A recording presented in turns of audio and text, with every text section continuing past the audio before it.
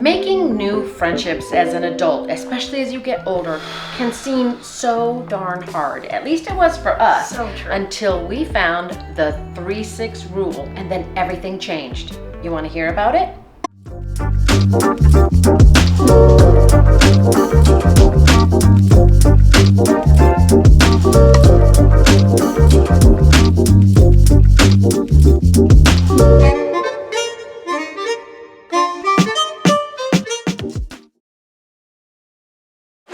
So in the beginning of 2023, we started talking about all of the things that we were tolerating that we didn't want to bring into the year, which is a whole other video that we've talked about before. So go check that out if you want to know what on earth we're talking about. But we realized that one of the biggest things that we were tolerating is the kind of a lack of friendships, or at least lack of people around us that we were seeing regularly. We live in Washington, D.C., and it's a pretty transient city, and I realized a lot of my friends had moved, and yours too. And I think just get super busy, and Yeah. out of sight, out of mind. And it's, after the pandemic, everyone got really used to being in their own spaces and not seeing each other regularly. And we just got really hungry for community, especially other women, and how we could meet new people and be around people more regularly. Thankfully, we discovered this 3-6 rule, and it gave us a framework that we could actually be more strategic about how to break out of the friendship doldrum, or jail, Rut. or rut. So the 3-6 rule is pretty simple.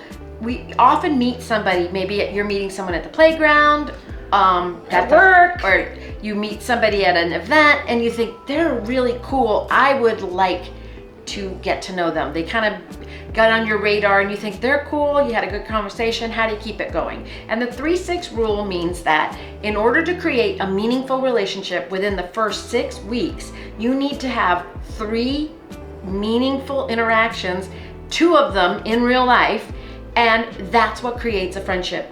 So with that strategy in mind, we thought, how do we do that where there's an easy way to introduce people to our world, so we can have those meaningful interactions? It's such a helpful framework, because I feel like the idea of, within the first month and a half or so of meeting someone, you meet someone on the street, or you meet a neighbor at the park or whatever, and you're like, oh, you're really cool, we should get together. And then 6 months go by and you're like, oh, we should get together. Oh, we should get, and then it just never quite happens. So it really is true. If in that first couple of months, you can somehow transition that so that you're actually regularly connecting in some way, and some of it can be by text, but some of it is like physically being together. And I don't know about you, but I feel like it gets a little bit awkward if I meet a person at a coffee shop or whatever. I'm like, hey, you're cool. Like, do you want to go get dinner? I feel like I'm proposing. Yeah, it's not. It's too much too soon. So you need to have some sort of thing. And at least for me, like, I work from home. I'm not in an office. There aren't a lot of natural spaces where I'm casually around someone a lot. And that's why we started thinking, if we could create a thing that was a standing thing that we could invite people to, then if we met someone cool, there was like a more casual, relaxed way of engaging and re-meeting them in that like 3-6 way. So it's like, oh, if you come to this thing once a month, then in a couple of months, now we've solidified a real friendship because you're coming to something more regularly. But we didn't want to do the traditional things that you think about, like a book club, because there's so much guilt associated with a book club. I don't need one more thing to feel guilty about in my life. None of us need to feel guilty, and book clubs make a commitment where A, you have to like the book, and B, you got to read it and not lie about the fact that you didn't read it. Or you go on to Goodreads and pretend that you've read the book, or you read the last chapter, and you make a lot of and if you're just showing up for the wine, then start a wine club. There's got to be a better way. That's what started. And what we decided between the 2 of us is, why don't we start a documentary club? And that's something that when we meet somebody cool, it's casual and we can invite them to it. And I love the idea of a documentary club because there's no homework, there's no guilt. It's the same idea. Bring a bunch of cool women together and discuss, or people or whatever, but we like women, and have a cool discussion, have a glass of wine, maybe have food, and be able to like chat about cool ideas. But with this way, you start and you end, there's no homework, there's no catch up, and if someone's out of town, no big deal, you can come in and out, but you still get the same benefits of a book club without all the guilt. So what's happened is we've met some really cool ladies this year that because we had a marker to come to, within the span of that first 6 weeks, we've had a chance to have meaningful interactions. And they build were a friendship. Really, I think, getting us towards that, expanding our world with new friendships. And the cool thing about it, the way that we do ours is, and I think you can do things a lot of different ways, but the way that we do ours is we do it on a weeknight. People can come straight off of work. We make food for people so that then, you know, they can There's no excuses. There's no excuse. You don't have to go get food, but there's a lot of ways you could do it. You could make it a potluck. People could order food in. You could just serve a drink. Like, there's a million ways you could do it. But with ours, then we have a list that I have as a Google sheet of every documentary that I've heard of that I think might be cool. I pick a few. I play the trailers of 3 movies. Everyone votes. We pick one. We watch it. We hang out. We talk about it. Everyone goes home. It's a great time. And it's something that the people who are part of our club actually miss when they're out of town. Yeah. So then we knew we found the right ticket. But what if a documentary club isn't for everybody? Yeah. There's other ways that you can have the same kind of interactions Right. based on your personality. And I think the thing that's cool about it is whatever the club is, the idea is if you have something that's standing, both you can introduce, you can invite people that you meet, but also it's a great way to expand your social circle to people you haven't met yet, because I think the best way to find new friends is to go to the people who you already like and trust and meet their friends. Right. And the cool thing is the people that we've invited have been able to bring people. So Right. now we're expanding our circle, we're meeting more people, they're able to connect with people, and it becomes this like larger community that's always changing, and people come in and out as they're traveling, and it's just been so life-giving. If you're somebody who really likes cooking, likes food, likes exploring new cultures, maybe a club that you can start is a global food club where you put a bunch of countries in a bowl, pick out a name, everybody has to figure out recipes and whatever, and you're learning about the culture, you're learning about recipes. It's not that hard. You can come up with that if that's something that's a good idea. In fact, I think we should really do good that. idea, actually. Or you could do like a cookbook club. Right. So if you know that you have a couple of friends that really want to cook more, you all agree on a cookbook, and then every couple of months you pick a different one, but you all bring different recipes from that book. Like, that could be another way of doing it, so you all get better at cooking together. There's a lot of like cooking centric things that you could do.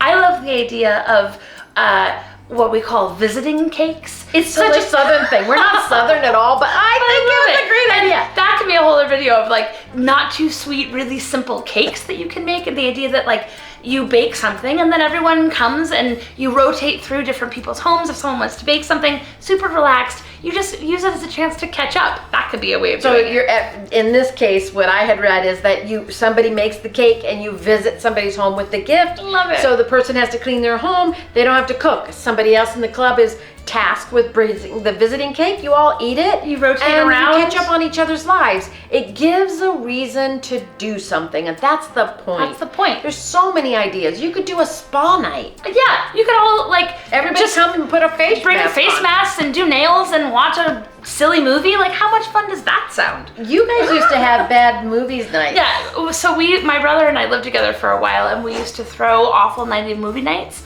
So every couple of weeks we would pick like a nostalgic movie from our childhood, and everyone just hung out. We made food, people brought food, and then we just like Mystery Science Theatered it and made fun of it and joked the whole time. But you could do a lot of different types of film clubs. Maybe you really want to watch more foreign films, or I mean, obviously there's documentaries, but there's also different kinds of things. Maybe you want to get into, anime, or you want to do like indie movies, or maybe you're the kind of person who never watched a lot of movies, and so there's a lot of movies you've never seen. So you want to do like nostalgia, like catch up movie, every month that you pick like a classic film, or you want to get into old movies or black and whites. Like, you can pick any kind of movie-centric thing, and I feel like people love like a centralizing theme, and they will get behind it. If you live in a metropolitan area like we do, the museums are plentiful. Yeah. And you can usually Doesn't have find to be in your people home. who like a museum. And so if everybody has a membership, or if you live in Washington, D.C. like we do, where they're free,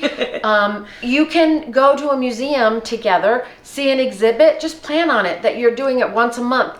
and gathering those who are in town on a regular basis, and then afterwards you go for happy hour. There's so many ways that you can stay connected, but the point is to start coming up with ideas that you can connect with people. Yeah. But it's also something easy that when they meet somebody new or you meet someone new, you say, hey, a bunch of us do brunch once a month. Restaurant you want to be part of clubs our brunch club? are a great idea. It can be like we're going to pick a different restaurant every month, or I have a group of girlfriends that DC is famous for seafood towers, and so we have a seafood tower club, and we go around and we rank them all. Every month we go to a different seafood tower. But you could do all kinds of different like restaurant focused things that get you out of the house. Yeah, I love the idea. I was just gonna say before you go, but if you don't do stuff like that, then what happens is that it's so easy to get busy and get bogged down with life that you forget to plan for it. The reason we keep calling it club is because if you say, hey, we're rallying around this topic. It's an organizing idea. Yeah, we're rallying around this, and it's fun, it's light. Why don't you invite your friends,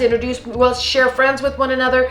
That's what you guys have done with the seafood tower. It's standing, it's regular on the calendar. You know it's the first whatever of the month. It could be once a quarter. Or it could be a quarter, it could be bi-weekly, it could be whatever. But the idea is it's regular, it's standing, and there's a centralizing theme. So there's something to explain to someone. But I love the idea that it doesn't have to be in your home. It could be, out exploring the city. You could have an adventure club where you go do cool things that you haven't ever done in the city before. Or like one of my best friends was living in a city that she went to grad school in, and then she realized a lot of her grad school friends had left and she didn't have a lot of friends there anymore. So she wanted to make friends, but she wanted to get outside more. So she went on Facebook, found a Facebook group of people that were doing a hiking club. It was like a hiking group for women. So now she goes on hikes with women and she gets out, she does it regularly, she meets new people, but you get outdoors and you're able to do something that pulls you out of your space a little bit more. It could be in your house, it could be crafting. Maybe you do like a craft club every month, or board games. And you can think about things that you're interested in, and if you say, I don't know what those are, Facebook, as Janelle mentioned, is a great thing. Just start a club in your city and just say, I'm looking to do this. My guess is that other people are looking for the same thing. Or you can use Meetup. Meetup.com is a great resource for people that you can post a club and people will find it.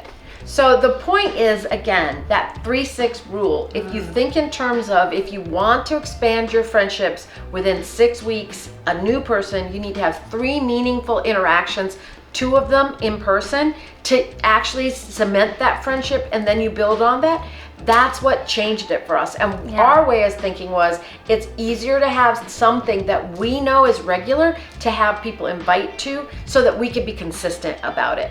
So we've thrown out a lot of ideas, and hopefully we didn't fire hose you, but that instead inspired you to think outside the box a little bit as to how you can start something. If you'd like to know how our documentary club is run, we've gone into much more detail about how we do it, how we do the voting and all that, and you can get that in the resources section down below. We'll link to a blog that we wrote that has all of that. And if you are there, you can download Janelle's handy documentary list. It's a golden one. I mean, like, this pretty girl long. is a nerd and has pulled all these documentaries, and if nothing else, you want some inspiration, you can find that on our journal. More than anything, it's really about thinking about the kinds of things that you're interested in and then building something around that. We talk a lot around here about the concept of ventures, that there are different kinds of people who are interested and inspired by different kinds of things. Obviously, different kinds of venturers might be inspired to make different kinds of activities. So if you're curious about what you are, kind of get some ideas that might spark that, go onto our website and take our quiz, where you can learn about different kinds of ventures and get some inspiration. But more than anything, I hope this inspires you to go out and build something fun in your life.